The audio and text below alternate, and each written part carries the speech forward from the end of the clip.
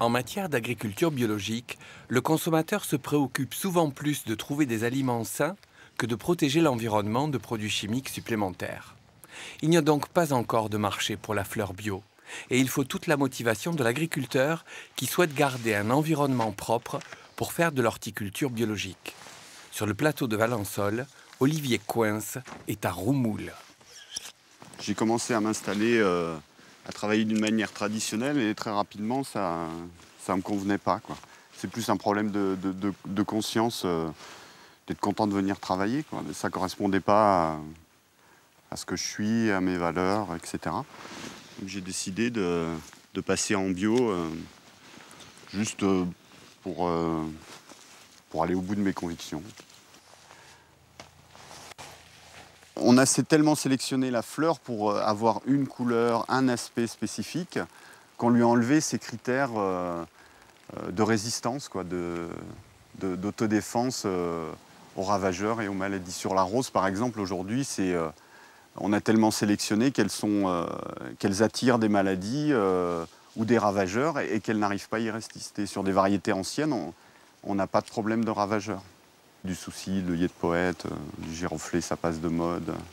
Je ne suis pas la mode, quoi. Je suis ce qui est produisible, ce qui peut être produit en bio, quoi.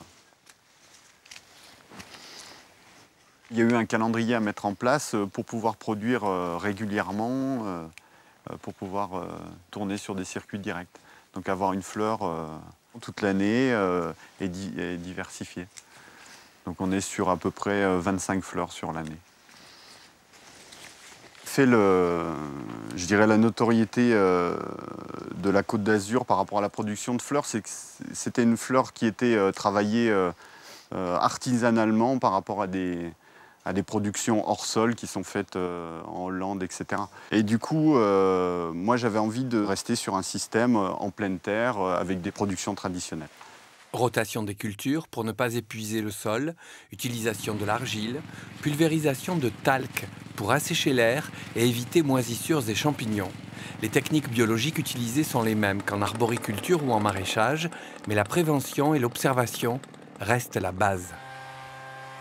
On n'a pas de solution pompier, quoi. Il faut vraiment travailler en amont, quoi, sur la santé générale de la plante. Parce qu'elle va trouver un moment, un moyen de se défendre toute seule. Mais il faut l'aider, il faut l'accompagner dans ce travail-là. Quant aux mauvaises herbes ou adventistes, elles sont tolérées tant qu'elles ne sont pas envahissantes ou traitées au désherbeur thermique. Avec le choc thermique que ça crée, elle va perdre son élasticité. Et en fait, quand on voit la marque des doigts qui s'imprime dans la feuille, c'est qu'elle a été brûlée. Alors là, on voit pas le résultat. Demain, la plante sera desséchée. Cultivées sur d'autres continents, vendues via la Hollande, les fleurs à bas prix inondent le marché, mais ont une tenue en vase bien plus courte que celles produites localement et en bio. J'ai un retour sur la santé générale des fleurs. Après, j'ai un système de commercialisation pour ne plus passer avec le moins d'intermédiaires possible. Donc, on est plus du tout sur la même qualité. Donc, je commercialise en magasin de producteurs. Donc, sur Manosque, il y a Couleurs Paysannes. Sur le village de Roumoul, il y a une association Verdon Solidaire. Puis les paniers marseillais à Marseille. Voilà, où les gens prennent un bouquet de fleurs par mois. Et quelques fleuristes également. L'emballage, ça représente, pour une heure de cueil, c'est une heure d'emballage.